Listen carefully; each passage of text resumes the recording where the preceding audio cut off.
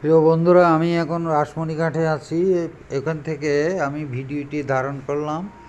এখানে জেলে পাড়ার কিছু জেলে দেখতেছি জাল বুনন করতেছে, নৌকা ঠিক করতেছে। তারা সাগরে যাওয়ার আগে এগুলির প্রস্তুতি নিচ্ছে।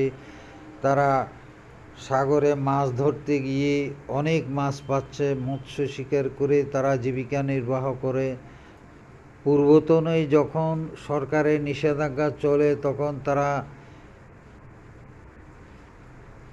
মহাজন থেকে টাকা ধার নিয়ে পরিবার পরিজন নিয়ে চলে। পরবর্তীতে তারা মাছ শিকার করে সেই মহাজনের টাকা পরিশোধ করে। এখন তারা মহাজনের টাকা পরিশোধ করতে ব্যস্ত।